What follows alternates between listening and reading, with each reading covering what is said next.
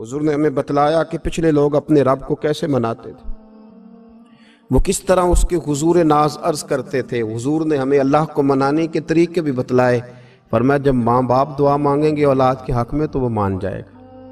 حضور علیہ السلام نے فرمایا جب مسافر دعا مانگے گا تو اللہ مان جائے گا۔ فرمایا میرے رسول کریم نے کہ جب بیمار دعا مانگے گا تو اللہ مان جائے گا۔ اور سید عالم علیہ السلام فرمانے لگے جب تمہارے ضعیف، کمزور، مجبور لوگ دعا مانگیں گے تو اللہ مان جائے گا۔ اور حضور نے فرمایا جب تم فرض ادا کر کے دعا مانگو گے تو اللہ مان جائے گا۔ اور میرے محبوب نے فرمایا جب پچھلی رات اٹھ کے تم اس کے حضور عرض کرو گے تو وہ تمہاری دعاؤں کو قبول کر لے گا، وہ تم مان جائے گا۔ اور حضور نے ہمیں دن بتائے، فرمایا جمعے والے دن مانگنا مان جائے گا، شب قدر کو مانگ لینا مان جائے گا، شب برات میں دعائیں کرنا وہ مان جائے گا، رمضان کی راتوں میں مانگنا مان جائے گا، قرآن پاک کے ختم کے موقع پر دعا کرنا مان جائے گا۔ طریقے بتلائے۔ اب یہ ہے کہ ہم نے تو مانگنا تھا نا اس کی بارگاہ میں، ہم نے تو حاضر ہونا تھا، ہم نے تو جانا تھا۔ اب ہم نے آگے بڑھنا ہے، اس کے حضور عرض کرنا ہے۔ حضور نے ہمیں بتلایا کہ مومن متقی ہوتا ہے نا، پرہیزگار ہوتا ہے، تو اس نے کچھ نیکیاں بھی کی ہوتی ہیں، جس طرح اسے اپنے گناہوں کا پتہ ہوتا ہے نا، اسے پتہ ہوتا ہے کہ نہیں یار فلاں کام میں نے فقط اللہ کی رضا کے لیے کیا ہوا ہے، وہ میرا اور میرے رب کا راز ہے۔ فرمایا جب تم بڑے الجھ جاؤ نا، جب تم بڑی آزمائش میں آ جاؤ اور جب تم سمجھ لو کہ اب میں بڑی تکلیف میں آ گیا ہوں، تو پھر ایک طریقہ حضور نے ہمیں اور بھی بتلایا مانگنے کا، ایک اور طریقہ بھی بتلایا، اور وہ روایت صحیح مسلم میں موجود ہے۔ راوی حضرت عبداللہ ابن عمر رضی اللہ تعالیٰ عنہ، حضور فرماتے ہیں 3 لوگ سفر کر رہے تھے۔ یہ آپ اندازہ فرمائیے صحیح مسلم کی حدیث ہے، اور ذرا حضور کے سمجھانے کا ایک یہ رنگ بھی ہے اللہ کو منانے کا، ایک یہ انداز بھی ہے اس کی بارگاہ میں گزارشات پیش کرنے کا، یہ بھی ایک طریقہ حضور نے ہمیں بتلایا۔ اگرچہ اپنی نیکیوں کو چھپانا چاہیے، نیکیاں جو چھپی ہوئی ہوتی ہیں وہ قیمتی ہوتی ہیں، وہ قیمتی چیزیں ہوتی ہیں جو لوگوں نے چھپا کر کے رکھی ہوتی ہیں۔ حضرت عبداللہ ابن عمر فرمانے لگے کہ نبی پاک صلی اللہ علیہ وسلم فرماتے ہیں 3 لوگ سفر کر رہے تھے، رستے میں طوفان آ گیا، تیز بارش شروع ہو گئی، تو حضور فرماتے ہیں وہ تینوں بارش سے بچنے کے لیے ایک غار میں چھپ گئے۔ ان کو پتہ ہے پرانے زمانے کے اندر غاریں ہوتی تھیں، اور لوگ جب سفر کرتے تھے لمبے تو پتھروں اور پہاڑوں کے بیچ میں سے سفر کرتے تھے۔ وہ غار کے اندر چلے گئے۔ اب چونکہ طوفان بہت زیادہ تھا، جب وہ غار کے اندر چلے گئے تو اللہ کے پیارے حبیب صلی اللہ علیہ وسلم فرماتے ہیں پتھر اوپر سے لڑکتا ہوا آیا اور غار کے منہ کے آگے آ کے اس نے غار کو بند کر دیا۔ اب اتنا تیز اور اس مضبوطی کے ساتھ وہ پتھر لگا اور اتنا صحیح فٹ ہوا کہ اندر روشنی آنی بھی ختم ہو گئی۔ اب 3 لوگ ہیں، تھوڑی دیر تو وہ پریشان رہے کہ شاید اب کبھی بچ نہیں سکیں گے، شاید چاروں جانب اندھیرا ہی ہے اور اندھیرا ہی رہے گا، شاید یہاں سے نکلنے کے لیے اب ہمیں کوئی رستہ میسر نہیں آئے گا۔ وہ پہلے تو پریشان ہوئے، پھر کہنے لگے یار اس طرح کرو، ذرا غور کیجئے گا میری بات پہ۔ فرمایا اس طرح کرو، اگر کوئی زندگی میں نیکی کی ہے نا تو ذرا اس نیکی کو یاد تو کرو، اور یاد کر کے اس مالک کے حضور عرض تو کرو، وہ کریم ہے، کوئی آنکھو شاید من جاوے تے گل کم تتڑی دا بن جاوے، عرض تو کرو ان میں سے۔ یہ آپ اندازہ فرمائیے، یہ بات بیان کون کر رہا ہے؟ یہ مدینے والے رسول بیان کر رہے ہیں، یہ نبی پاک علیہ السلام نے بیان فرمایا، یہ وہ کہانی ہے جو ہمیں ہمارے نبی پاک نے سنائی، رسول کریم علیہ السلام نے ہمیں بتلائی، یہ داستان محبت۔ حضور فرمانے لگے ایک نے ان میں سے ہاتھ اٹھائے اور اس نے انداز کیا چھیڑا، عرض کرنے لگا اللہ تو جانتا ہے نا میں نے بکریاں رکھی ہیں، میں غریب ہوں، مزدور ہوں، اور مالک تو یہ بھی جانتا ہے کہ میرے بچے بھی ہیں، بیوی بھی ہے، پر میں جب بھی گھر لوٹا ہوں تو دودھ میں نے بچوں اور بیوی کو پہلے نہیں دیا، بوڑھے ماں باپ کو پہلے دیا۔ اللہ میں نے ان کے ساتھ ہمیشہ کرم کے بازو کھول کر معاملہ کیا، وہ غار میں تنہا بیٹھے ہیں اور اپنے مالک کو منا رہے ہیں، عرض کرتے ہیں اللہ تجھے یاد ہے نا ایک رات جب میں بڑی دیر سے لوٹا تھا، لکڑیاں کاٹتے درخت تلاش کرتے مجھے دیر ہو گئی، میں دیر سے لوٹا تھا، نیت یہ کر رکھی تھی کہ دودھ سب سے پہلے ماں باپ کو پلاؤں گا۔ مالک جب میں لوٹا تو وہ بوڑھے تھک ہار کے سو گئے تھے۔ میری بیوی نے مجھے کہا کہ بچوں کو پلا دو، وہ سو گئے، تو میں نے کہا نہیں، میرے ذمے ہے ان بوڑھوں کے دل کو ٹھنڈا کرنا، ان سے پیار کرنا۔ اللہ بیوی مانگتی رہی، بچے طلب کرتے رہے، میری ٹانگوں میں گھومتے رہے، بار بار آتے رہے، اور میں نے دودھ نہیں پلایا۔ اے مالک فجر ہو گئی، آفتاب طلوع ہونے کا وقت آ گیا، پر میں نے ماں باپ کے بیدار ہونے کا انتظار کیا۔ اے اللہ وہ جب اٹھے تو ان کی آنکھوں میں جو میرے لیے دعا تھی اور ان کے سینوں میں جو میرے لیے کرم تھا، اگر تیری بارگاہ میں وہ نیکی قبول ہے تو مالک پھر رحم فرما، نہ اس مشکل سے آسانی عطا فرما۔ سنو سنو، رسول کریم صلی اللہ علیہ وسلم فرماتے ہیں کہ اس بندے کی دعا مکمل ہوئی تو پتھر تھوڑا سا سرک گیا، اور اتنا سرکا کہ آسمان نظر آنے لگا۔ جس نے ماں باپ کو منایا ہے، ان سے پیار کیا ہے، پھر یہی بات وسیلہ بن جائے گی رب کے ماننے کا، پھر یہ وسیلہ بنے گی، اللہ اس سے مان جائے گا۔ پھر رسول کریم صلی اللہ علیہ وسلم فرمانے لگے،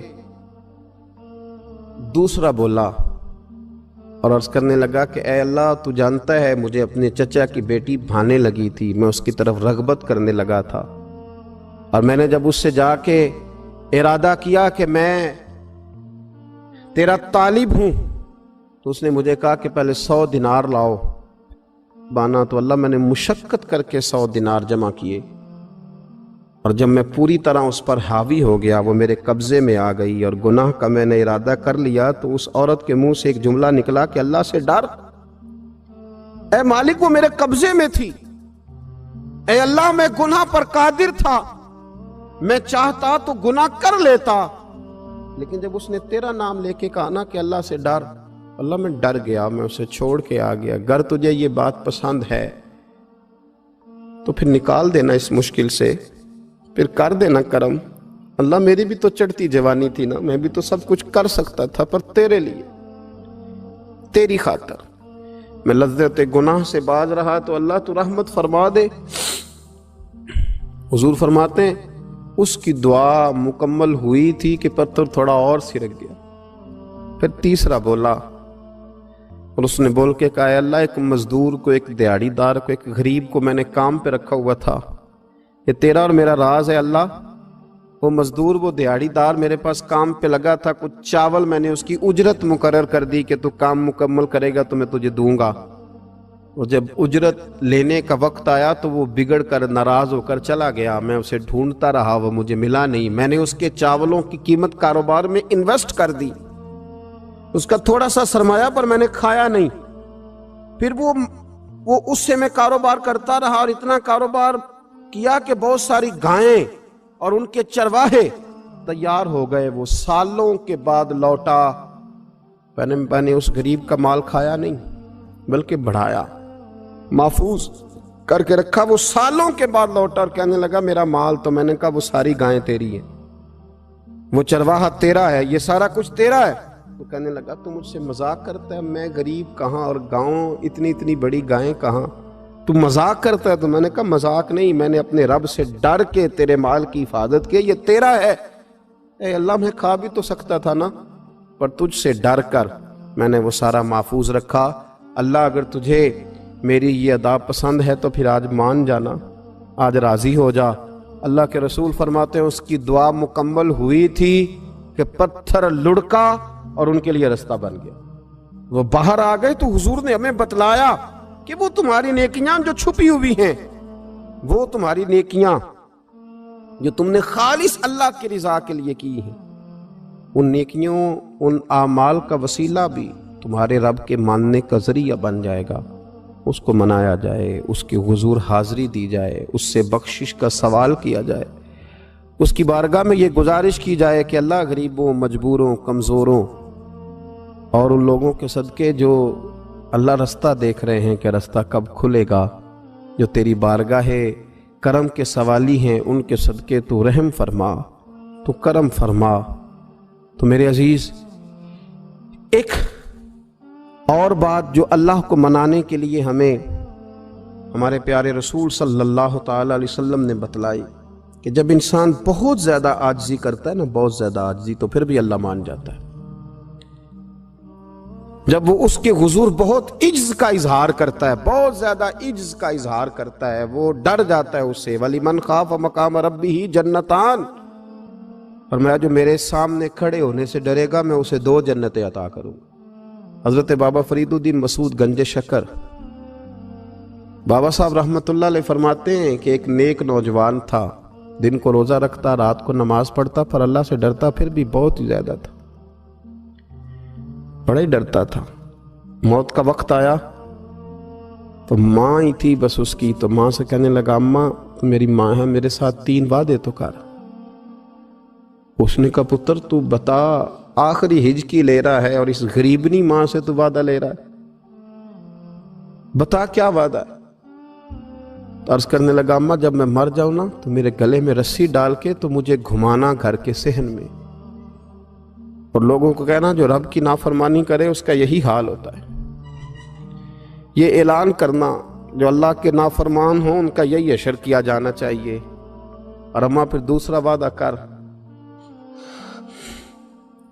میرا رات کو جنازہ اٹھایا جائے، میں نہیں چاہتا کہ کسی کے منہ سے یہ لفظ نکل جائیں کہ وہ دیکھو اللہ کا نافرمان جا رہا ہے، رات کو میرا جنازہ اٹھانا۔ اور اماں تیسرا میرے ساتھ وعدہ کر کہ لوگ مجھے دفن کر کے آ جائیں گے تو میری قبر پہ چلی جائے گی، عمل میرے پاس کوئی نہیں، پر مجھے لگتا ہے ماں کے قدموں کی برکت سے عرش کا مالک بھی رحم فرمائے گا۔ اماں تو وعدہ کر کہ میرے ساتھ وعدہ کر۔ بابا صاحب رحمۃ اللہ علیہ فرمانے لگے کہ ماں، بوڑھی ماں نے وعدہ کر لیا، کہا بیٹے ٹھیک ہے، اگر تیری یہی ضد ہے تو میں تیار ہوں۔ پھر اس نے کلمہ شہادت پڑھا، اس نوجوان کی روح پرواز کر گئی۔ بوڑھی ماں نے رسی منگائی تو وَلِمَنْ خَافَ مَقَامَ رَبِّهِ جَنَّتَانِ، جو ڈر جائے، اس نے تو کہا تھا نا کہ رسی ڈال کے گھمانا اور کہنا یہ اللہ کا نافرمان ہے، اس کا یہی اشر ہونا چاہیے تھا۔ لیکن جب ماں گلے میں رسی ڈالنے لگی تو گھر کے ہر کونے سے آواز آنے لگی، خبردار یہ رب کا دوست ہے، اللہ کے دوستوں کے ساتھ اس طرح کا معاملہ نہ کیا جائے، اسے چھوڑ دیا جائے۔ اور کہا تمہیں کچھ بھی اور کرنے کی ضرورت نہیں ہے، یہ تو رب کا دوست ہے اور رب کی بارگاہ میں حاضر ہو گیا۔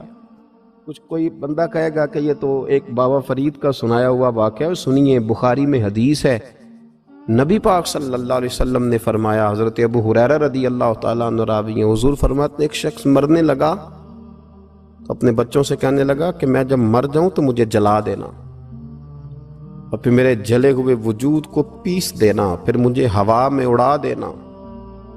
پتر مجھے اڑا دینا، مجھے بڑا ڈر لگتا ہے، اگر رب نے مجھ سے حساب پوچھا تو میں قابل نہیں ہوں، اڑا دینا مجھے ہواؤں میں۔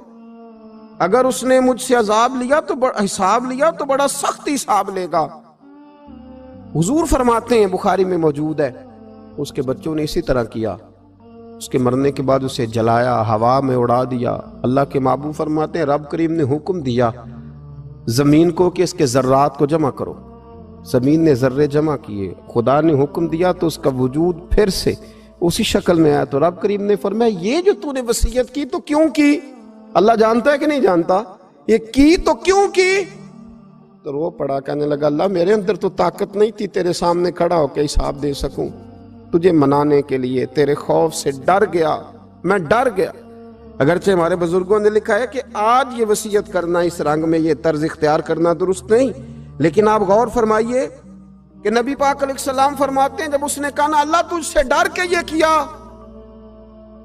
تو رب کریم نے فرمایا جا پھر میں نے تیری مغفرت کر دی، کیونکہ اللہ کو پتا تھا یہ دل سے بات کر رہا ہے۔ ایک چوتھی بات میرے رسول پاک علیہ السلام نے فرمایا کہ جب رب نہ مانے تو پھر وہ کمزوروں کے صدقے مان جاتا ہے۔ پھر وہ ضعیفوں کے صدقے مان جاتا ہے۔ فرمایا اللہ تم سے بارشیں روکنا چاہتا ہے، پر تمہارے ضعیفوں، کمزوروں، غریبوں کے صدقے، مجبوروں کے صدقے وہ تم پر بارشیں برساتا ہے۔ حضور فرماتے ہیں رباش غازہ اغبر لو اقسم علی اللہ لا برا۔ کچھ ایسے لوگ ہوتے ہیں کہ ان کے بالوں میں خاک پڑی ہوتی ہے، چہروں پہ مٹی الجھے ہوئے ہوتے ہیں، لیکن اگر وہ اللہ پہ قسم کھا لیں تو اللہ ان کی قسم بھی پوری کر دیتا ہے۔